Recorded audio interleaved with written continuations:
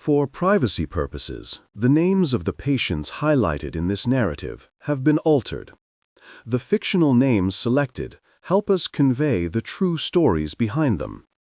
The case file for the person we will refer to as Andrea Duval kicks off just before the break of morning as she checks in at the neurologist's reception. She takes a spot on a rigid, faux leather couch in the waiting room, her hands interlocked with apprehension. The familiar unease washes over her again.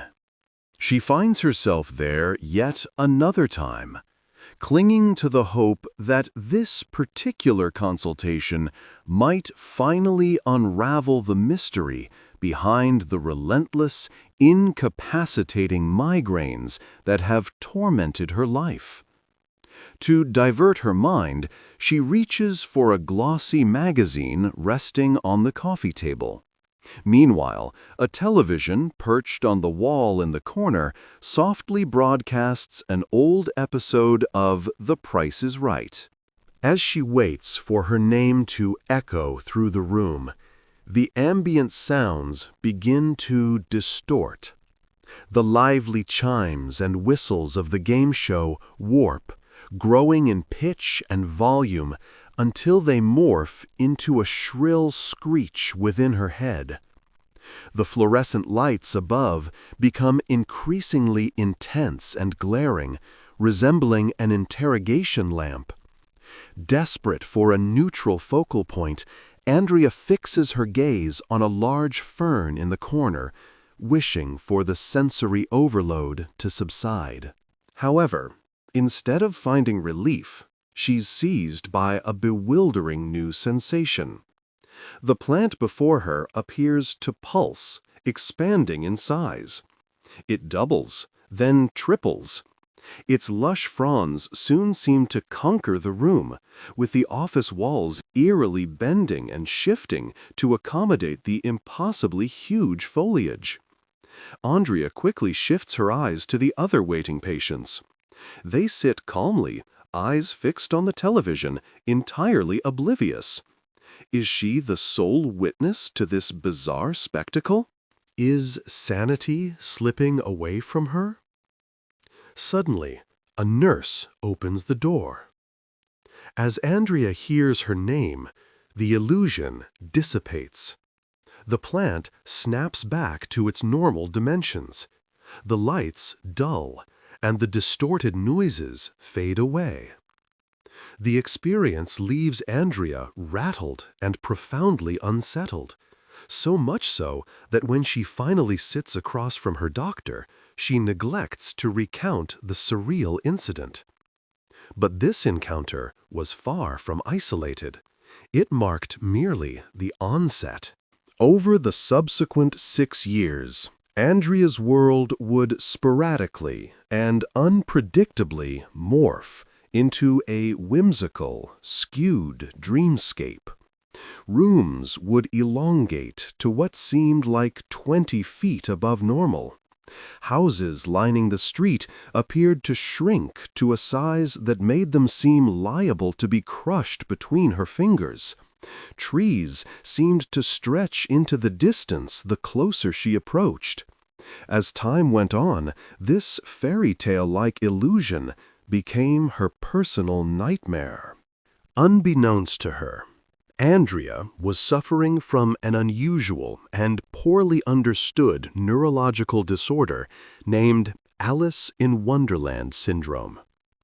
We dive into the investigative journey now, where we delve deep into this medical enigma. Also known simply as AIWS, or sometimes Todd syndrome, this condition causes those afflicted to experience vivid perceptual illusions, altering the shape, size, and movement of objects, and even their very own bodies. Although only a handful of cases have been officially recorded, certain medical experts now speculate that this syndrome could affect a remarkable 10 to 20% of people at some stage in their lives. In this episode, we will scrutinize why AIWS often goes underreported and proves notoriously elusive to diagnose. We will unearth the syndrome's intriguing historical roots through the life and legacy of the famed author Lewis Carroll, who might have been among its most renowned sufferers. And finally, we embark on a quest to uncover a scientific rationale for this disorder and explore the strides made in aiding those whose grasp on reality has suddenly become distorted. Picture this.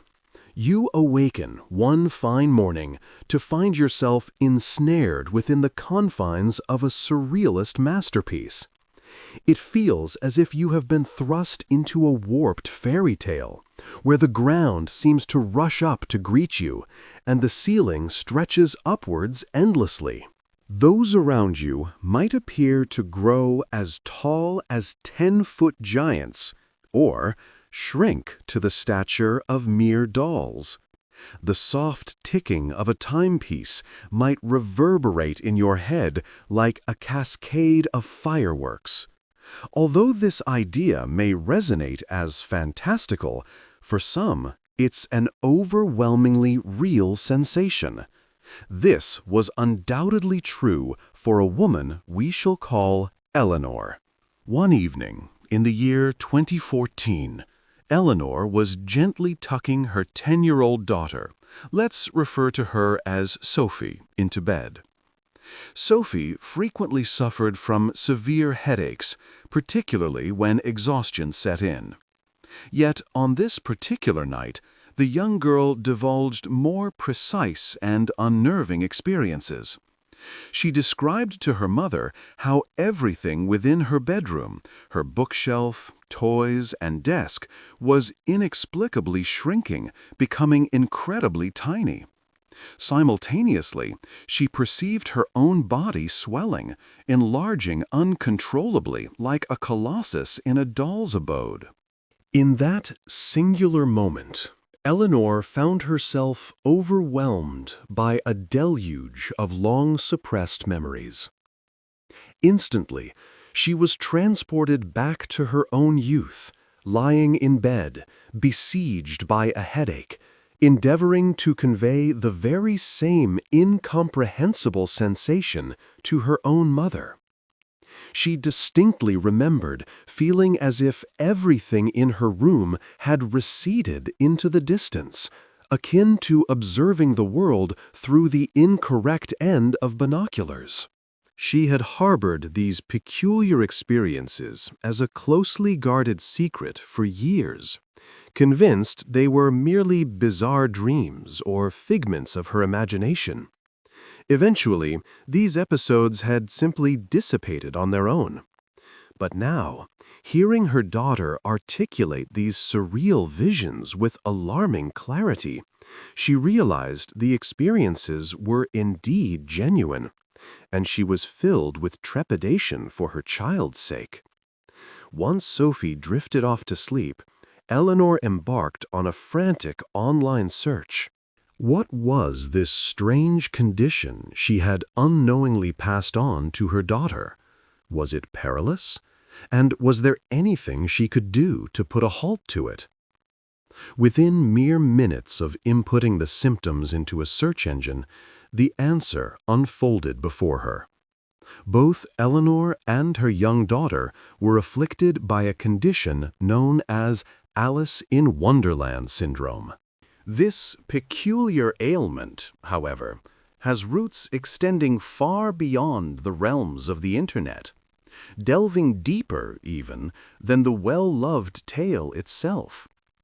Indeed, a burgeoning body of research suggests that the adventures of Alice in Wonderland were not mere flights of fancy, but were directly inspired by the author's own encounters with this very condition. His actual name was Charles Lutwidge Dodgson, an English scholar born in 1832. While the world would come to recognize him by his pen name, Lewis Carroll, Carroll was not only a brilliant mathematician and logician, but also painfully introverted, a trait compounded by a significant stutter that troubled him throughout most of his life. Perhaps, as a result, he found greater solace in the company of children rather than adults. While serving as a tutor at the esteemed Oxford University, he became a cherished family friend to the campus dean, Henry Liddell, and was regarded fondly as a beloved uncle by the dean's 3 young daughters, Lorena, Edith, and Alice. Carroll took great joy in captivating the girls with magic tricks, poems, and extraordinary stories.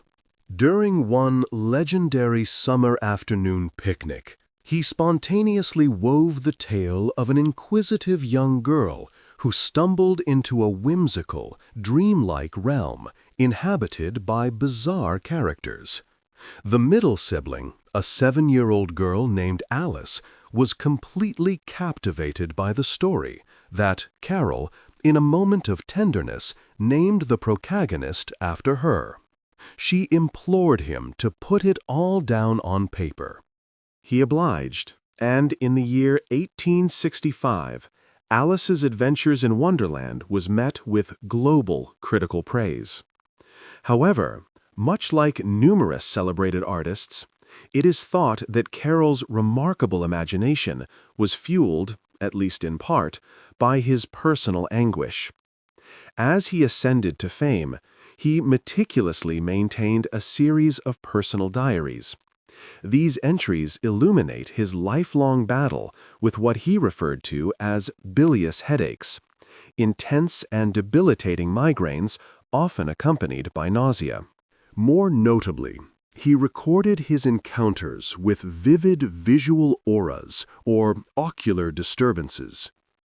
In one of his writings, Carroll detailed an incident with clinical exactness, noting that it began with a distinct loss of a substantial portion of the visual field in his left eye.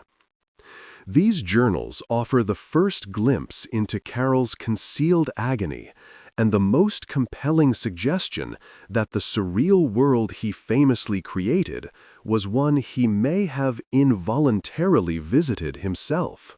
Modern neurologists, re-evaluating Carroll's works from a medical perspective, have reached a surprising deduction. Several of the most vital indicators of his condition were not obscured at all. They were transparently depicted within the pages of his most renowned book. One of the story's most memorable moments unfolds early in Chapter 2, when Alice stumbles upon a small bottle with a paper label affixed to its neck that reads, "Drink me." Once she consumes the enigmatic liquid, she diminishes to the size of a bowling pin. The room surrounding her becomes titanic and overwhelming. Researchers now surmise that this scene may be Carroll's manner of conveying a classic symptom known as macropsia, a perceptual distortion where objects in the external world seem enormous, while the sufferer has the sensation that their own body is contracting and shrinking.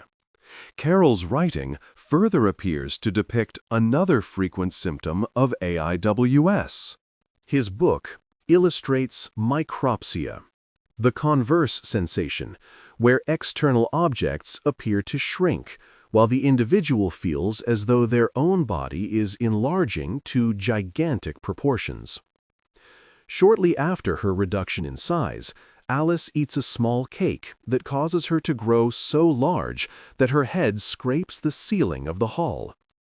This book is laden with such clinically precise portrayals.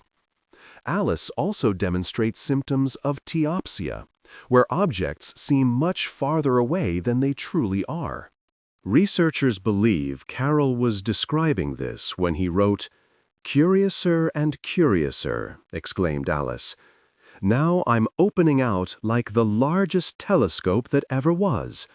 Goodbye, feet." The opposite sensation, Palopsia, where distant objects seem unnervingly close, is also a characteristic of the syndrome. Carroll may have even employed Alice to reflect his own experiences with depersonalization, another prevalent and deeply unsettling symptom. Individuals who endure depersonalization often feel as though they are observing themselves from outside their own body, sensing that their identity, thoughts, and emotions are unreal or detached from them. In Chapter 2, a perplexed Alice reflects, "I almost think I can remember feeling a little different, but if I'm not the same, the next question is, who in the world am I?" Based on these rich and elaborate passages, many researchers now contend that the character of Alice served as a representation of Carroll's own neurological symptoms, a brilliant fictionalized method for the author to process and record what he was encountering in his actual life. And Carroll was possibly not the sole renowned artist to grapple with these enigmatic visions. More than 100 years prior, in 1726, the writer Jonathan Swift seemed to exhibit symptoms of AIWS in his timeless novel Gulliver's Travels. In Jonathan Swift's famous tale, Gulliver comes across the minuscule 6 inches tall people of Lilliput, and later the gargantuan 70 feet tall giants of Broding. This bizarre juxtaposition serves as a fitting literary analogy for the conditions known as micropsia and macropsia. Jumping forward to the 19th century, the well-known German artist Kathy Kollwitz chronicled her own encounters with what seems to be the Alice in Wonderland syndrome through her art. Her diaries overflow with accounts of objects inexplicably changing size right before her eyes. Many art critics and historians suspect that this perceptual oddity influenced her shift from a realistic painting style to the more emotion-driven expressionism. Her powerful artworks often present figures with disproportionately large heads and hands, potentially depicting her way of expressing the syndrome on canvas. It remains a mystery whether artists like Kollwitz or Swift ever turned to medical experts for help with their conditions. Back then, such issues with possible links to mental health received little attention until the 20th century. In the era of author Lewis Carroll, no one wanted to be labeled as possibly losing their sanity. However, Carroll did indeed seek medical advice. His journal entries reveal that in 1856 he consulted an eye doctor due to his peculiar visions. The ophthalmologist, unable to determine the cause, suggested there was nothing amiss and advised him to avoid long reading sessions, particularly on moving trains, and to opt for books with larger text. This advice suggested the doctor viewed Carroll's condition as mere eye fatigue. Sadly, Lewis Carroll passed away in 1898 without ever learning the true nature of his lifelong affliction. It would take another 5 decades before a medical professional began piecing together the puzzle of the syndrome. Fast forward to 1952, when an American neurologist, Carroll W. Lipman, started identifying a pattern among his patients that led him to a revelation. He hypothesized that these strange experiences were associated with something many people were familiar with: debilitating migraine headaches. But, as it turns out, this discovery was just scratching the surface. That same year, the insightful neurologist began documenting a catalog of unusual cases. While all his patients struggled with severe migraines, they also described peculiar, fleeting symptoms he'd never encountered before. The first case featured a 38-year-old woman we'll call Clara. She reported to Dr. Lipman an alarming sensation just prior to a migraine, as though her neck had abruptly stretched over a foot in length. During her headaches, she described a feeling of shrinking to only a foot tall, while furniture loomed overhead like colossal skyscrapers. Another patient, a 23-year-old woman, shared an experience similar to Clara's. She recounted, during her migraines, her head seemed to swell to colossal sizes, yet it felt so light it appeared to float ceilingward. Then Dr. Lipman met another woman, whom we'll refer to as Martha. With her testimony, the pieces started falling into place. Martha recounted that her migraine episodes often made her feel she was growing short and wide. She mentioned it felt like a Tweedledum or Tweedledee sensation, referencing the iconic characters from Alice's Adventures in Wonderland. Lipman was among the pioneering physicians to establish this explicit link between the medical phenomenon and Carroll's narrative. He observed, "I would hesitate to report these hallucinations had not more than 80 years ago a great and famous writer set them down in immortal fiction." Lipman grew convinced that the fantastical experiences of Alice mirrored the signs suggesting Carroll himself had suffered from the same syndrome. After examining nearly a dozen individuals, he felt sure of what he was dealing with. This peculiar condition was a unique and uncommon side effect of migraine headaches. However, the migraine-only hypothesis wouldn't hold its ground for long. In 1955, a British psychiatrist by the name of John Todd unveiled a series of groundbreaking new insights. It was Dr. Todd who coined the lasting name for the condition, Alice in Wonderland Syndrome. He also provided the first comprehensive and detailed account of its numerous symptoms. Some of his patients reported experiencing a sensation of being split in two, which he called somatopsychic duality. Others shared that colors would unpredictably change before their very eyes, a phenomenon identified as dyschromatopsia. One young girl, for instance, noted that her mother's face would suddenly turn green. Additionally, Todd's patients described a bizarre deceleration of time, as if everything around them moved in slow motion. He also recorded instances of zoopsia, where vivid visual hallucinations of animals occurred, with patients asserting that flocks of birds or insects would abruptly appear and circle their heads. Yet, Dr. Todd's most significant discovery was this. Unlike Lipman's subjects, not all of his AIWS patients suffered from migraines. He realized that the syndrome could have other origins. A 17-year-old girl with a history of anxiety but no migraines frequently felt her body shrink to half its size. Another patient, a 39-year-old woman with panic attacks, believed her body would expand so much it could fill an entire room. Furthermore, Todd found that 2 of his patients had a history of epilepsy, a neurological disorder that disrupts the electrical activity between neurons. Later case studies would confirm this association, documenting patients who experienced micropsia and macropsia alongside their seizures.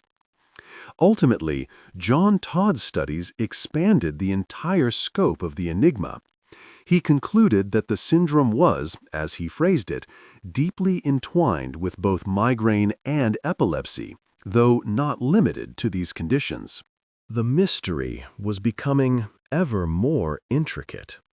Shortly after Dr. Todd's research emerged, two distinct cases of AIWS surfaced in the medical community, suggesting something else was at play. In 1975, an 18-year-old college student, who we'll call Laura, developed an itchy rash that lingered for more than 4 days. She also endured an awful case of pharyngitis with swelling at the back of her throat. A few weeks later, Laura's symptoms intensified. Her appetite vanished. But the most disconcerting change was a series of odd visual distortions. Objects seemed distant and out of focus. She felt as if her body would shrink and then abruptly expand to fill an entire room. It was as if the world appeared to her through a fisheye lens. Laura's doctor, suspecting her symptoms were stress-induced, directed her to a psychiatrist. Yet the psychiatrist detected no traces of psychosis. She was then advised to undergo an EEG test to evaluate the electrical activity in her brain, in case she was suffering from undetected epilepsy. But the EEG results showed no abnormalities. However, a physical examination revealed her spleen and lymph nodes were enlarged, clear indicators her body was battling an infection. So they tested Laura for the Epstein-Barr virus, commonly known today as mononucleosis, or mono. The diagnosis was positive. Doctors began to wonder if this common virus could be triggering her baffling syndrome. They treated the mono with antibiotics, and many of her physical symptoms faded. Yet her Alice in Wonderland syndrome remained. For another 9 excruciating months, Laura endured changes in the colors she perceived, body image hallucinations, and typsia. Doctors might have initially brushed off her situation as an unusual medical case, until other individuals with mono began exhibiting similar symptoms. During July of that particular year, a 17-year-old girl, whom we'll refer to as Sarah, began experiencing exhaustion, blurred vision, and mild headaches. She didn't perceive any changes in her body's shape, but she noticed that objects around her seemed to constantly shrink or grow. She also displayed signs of an enlarged spleen and swelling of the fingers, and soon enough, she too tested positive for mono. Much like Laura, the symptoms of her Alice in Wonderland syndrome lingered for 2 months after she healed from the virus, with hallucinations happening once or twice a week. Then, as suddenly as they had begun, they vanished without leaving a hint. These instances turned previous theories about Alice in Wonderland syndrome completely upside down. None of these patients had a family history of seizure disorders or migraines, nor had they consumed any hallucinogenic substances. Their condition seemed closely tied to the Epstein-Barr virus itself. Still, medical experts couldn't fathom why a rare syndrome like Alice in Wonderland syndrome was linked to some of the most widespread medical conditions globally. There had to be a conclusive reason that propelled some individuals down the rabbit hole while others remained unaffected. Let's circle back to Eleanor, the mother from our earlier account. Her relentless quest for explanations brought her to Dr. Sheena Arora, a neurologist stationed at Stanford. Right away, Dr. Arora speculated about a genetic factor. Following her advice, Eleanor interrogated her immediate family about their experiences. She uncovered that her 14-year-old son had been grappling with the condition as well, though he was too embarrassed to disclose it.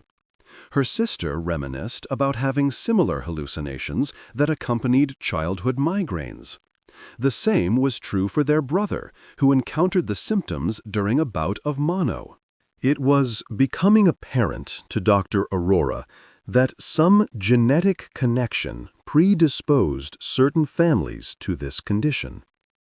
The key, it appeared, wasn't in the trigger, but in how the brain reacted. Most incidents of Alice in Wonderland syndrome are still associated with migraines, particularly during the aura stage. Current scientific theories propose that auras are triggered by a brief reduction in blood flow to the brain. This disruption confounds the visual cortex, which processes raw data from the retina. That data is then forwarded to the parietal lobe, the part of the brain that translates it into our conscious awareness of the world around us. Any interruption in blood flow can lead to confusion in the brain, causing auras, or, in more severe scenarios, Alice in Wonderland syndrome. But it's not solely about what the patient observes. Some individuals, like the ones treated by Dr. Monson, Lipman reported feeling a change within themselves, an impression of growing larger or smaller, or perhaps their neck stretching. Physicians believe this, too, is linked to inadequate oxygen supply, specifically in the posterior parietal lobe. In addition to deciphering visual data, this brain region governs our perception of our own bodies, shaping our internal body image.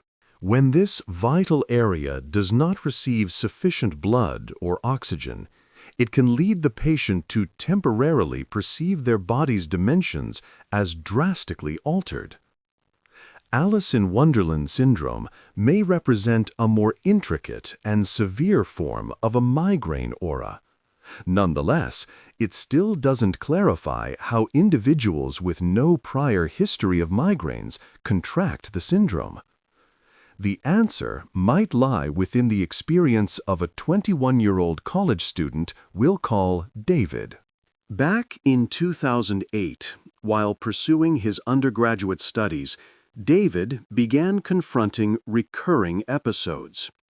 One morning, as he walked, he distinctly felt each footstep sinking deeper into the floor. His fingers seemed to reach far off into the horizon. Cars parked along the street appeared no bigger than miniature playthings. Oddly enough, David never mentioned suffering from headaches, nor did he exhibit signs of mononucleosis or epilepsy. The severity of his AIWS escalated to the point where stepping out of his home became a daunting thought. Eventually, his medical team proposed an intriguing idea. Perhaps David was undergoing silent migraines. This phenomenon is known to produce all the symptoms of an aura without the ensuing pain. This theory might also shed light on the experiences of Dr. Todd's patients who felt anxiety alongside their hallucinations. The anxiety might not have been merely a reaction, but rather another manifestation of the silent migraine itself. Fascinatingly, it appears that these conditions, migraines, epilepsy, and viral infections like mono, share more in common than once believed. They are all connected by similar alterations within the brain. Individuals with epilepsy often note auras before their seizures occur. Migraines and seizures both lead to abrupt shifts in the brain's electrical or chemical processes, which can constrict blood circulation. In those suffering from mono, AIWS kicks in due to the swelling of brain tissue, again affecting blood flow. Thus, it seems that all these pathways converge on the same endpoint. A study published in 2017 by neurologists reached a conclusion that suggests any condition temporarily obstructing blood flow to the visual pathways and the parietal lobe could result in Alice in Wonderland syndrome. Advanced neuroimaging technology, like SPECT scans, has successfully captured clear visual data of reduced cerebral blood flow during an episode. Despite significant advancements, the journey of discovery continues, with many questions still unanswered. A mystery persists as to why the condition for most resolves naturally over time. The brief manifestation of symptoms, often lasting merely 10 minutes, renders the syndrome notoriously challenging to investigate, complicating a definitive diagnosis even further. As it stands, no definitive test can confirm or dismiss AIWS. It is now thought among physicians that the condition is surprisingly prevalent, yet predominantly undiagnosed. The chief reason for this is a profound fear of being mislabeled as having a psychotic disorder. This stigma has drastically stalled research progress, preventing AIWS from making its way into the official pages of the DSM, the Diagnostic and Statistical Manual of Mental Disorders. According to rigid medical criteria, the condition remains unrecognized. This creates a significant obstacle. During one interview, a woman, whom we'll refer to as Clara, expressed her disappointment after seeking help from a well-known psychiatric institution, only to hear, "Since this isn't a medically recognized condition, we don't have it listed in any of our databases." They were unable to direct her to an expert capable of assisting her. Given the lack of exploration, no direct cure for the syndrome exists. Consequently, physicians can only propose addressing the underlying catalyst, whether that be migraines, mono, or anxiety. Fortunately, for many, Alice in Wonderland syndrome proves to be a transient affliction. Though a few rare cases continue for years, most individuals find their symptoms waning after several weeks or months, often vanishing completely post-childhood. As for Lewis Carroll, he appeared to transform his neurological ordeal into an enchanting, everlasting storybook. Yet, for those enduring the terrifying and isolating experience of AIWS, it is an adventure into the unknown that they would much prefer to avoid. This tale of an unusual syndrome is but a single document from our collection. Countless others exist, each bearing witness to the eternal enigma of the human psyche and the peculiar journeys medicine has navigated. If you're eager to delve into a treasure trove of overlooked tales, hit that subscribe button and don't forget to ring the notification bell. Come along with us as we journey into the intriguing shadows where science meets mystery. There's a wealth of cases waiting to be unveiled.